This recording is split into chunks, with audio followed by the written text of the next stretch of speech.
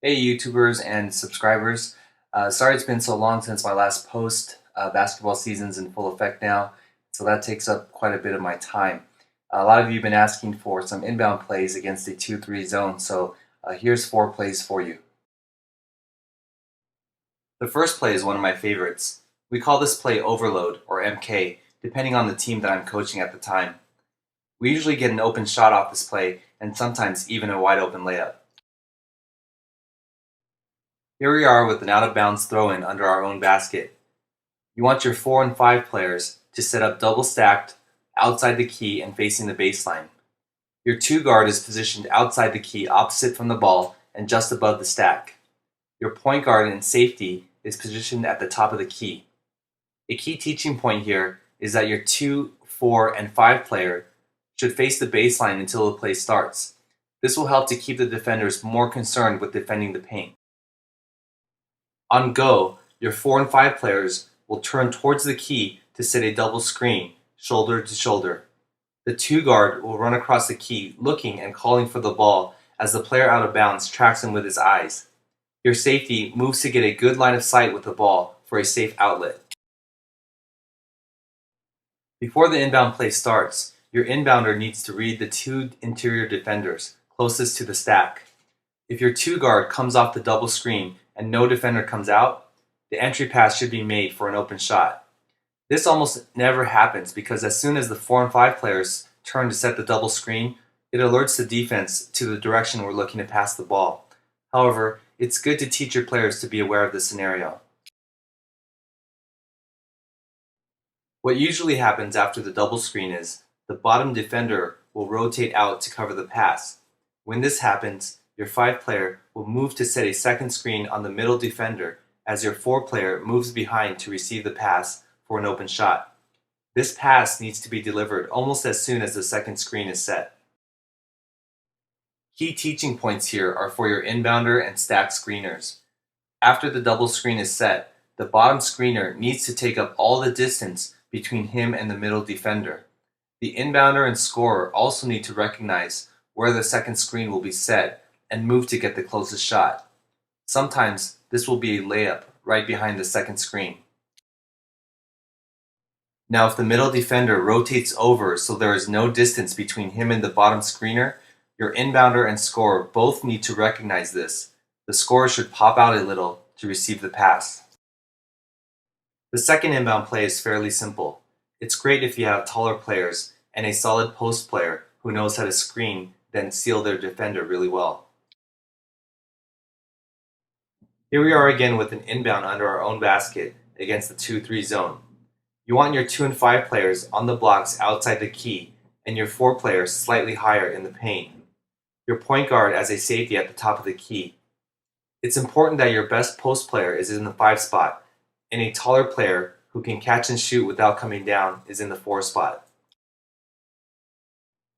Your first look out of this play is the lob over the top. Both the inbounder and the 4 player need to read these 2 interior defenders. Often these defenders will be facing away from the ball and unaware of a potential lob.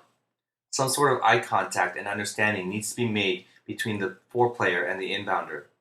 This pass should be made high and close to the rim with enough air under it so the 4 player can go up, catch, and shoot without coming down. As this is a difficult pass and shot, it should be practiced often if you think you may use this option. Now if the lob isn't open or you don't intend to use that option, here are the actions triggered by the inbounder. On go, the 2 guard moves out to the short corner calling for the ball. The point guard moves to get a good line of sight with the ball for a safety outlet. The 5 player moves to set a screen on the 4 player's defender as the 4 player moves to the other short corner on the ball side. The inbounder should track the 4 player with his eyes as he comes off the screen. It's very important that the 4 player be patient and wait for the screen to be set before moving. If your 4 player doesn't move before the screen is set, that's good.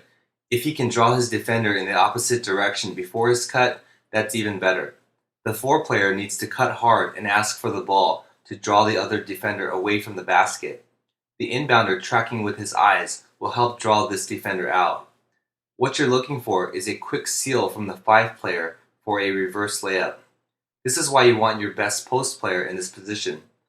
This 5-player needs to be able to screen and seal very well.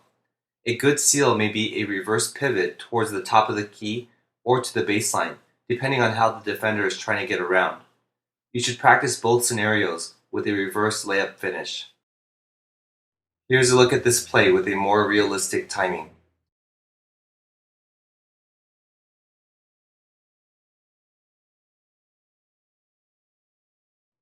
The next baseline inbound play is great if you have a good spot-up shooter. This is a simple play that you can run against a compact 2-3 zone.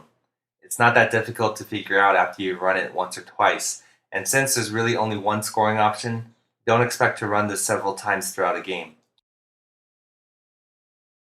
We set up for this play with a stack well outside the key and above the block on the ball side.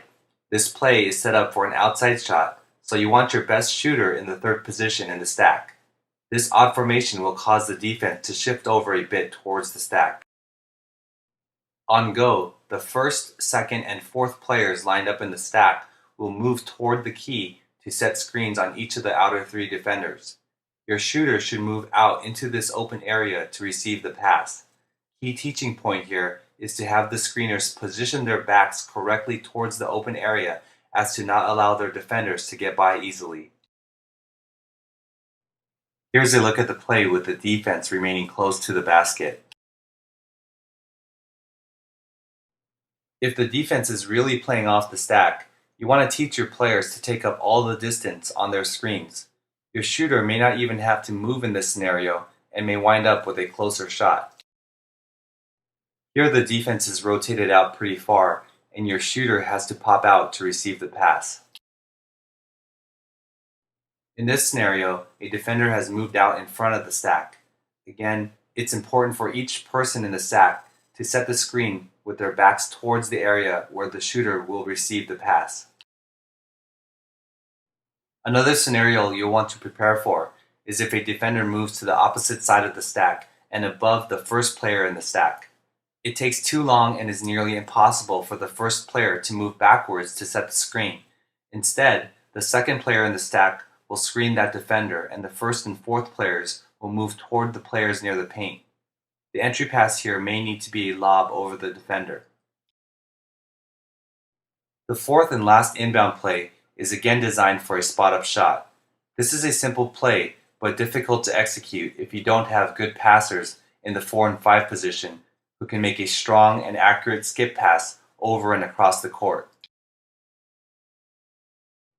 Here we set up with our 4 players across the free throw line extended, 2 at the elbows and 2 outside the 3-point line.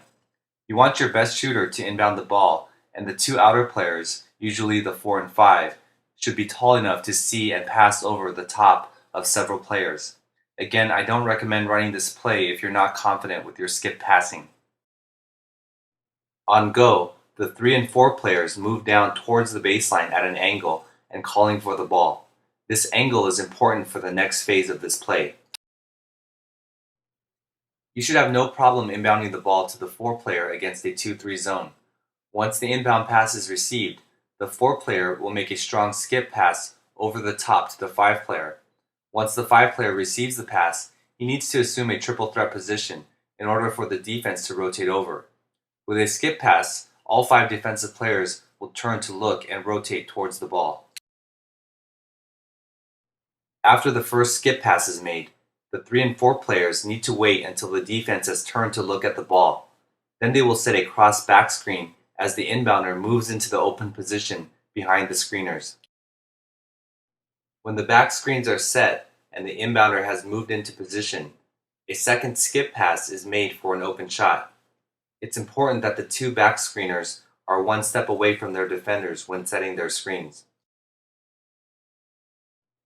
Hey everyone, I just want to wish you success if you're going to use any of these inbound plays, and apologize for the monotone voice throughout the videos. I just try to speak clearly so you can understand. And once again, just to clarify, these aren't plays that I've made up myself, but have acquired throughout the years as both a player, coach, and official. The responses for my posts have been great. I'm sorry I can't put them out any faster. It does take quite a long time to develop even just 5 minutes of video for you. A lot of you have been asking what software I'm using for this. I use Keynote, which is Apple's version of PowerPoint, if you're familiar, for the animation. For the audio layer, I use both GarageBand and iTunes, both Apple products. It takes a long time because I first create the animation, then record the audio, then make any adjustments to the timing. So you can see it takes quite a long time. Thanks for all the great comments. I'm completely open to any suggestions for improvements you may have. I'd also like to hear about your successes with any of the plays you've used. I think the next post is going to be either an offense to run against a 2-3 zone or a zone and man-to-man press break. So if you have any opinion on which you'd like to see first, please let me know. Otherwise, I hope you've enjoyed this post. More videos to come, so stay tuned, subscribe, and have a great season.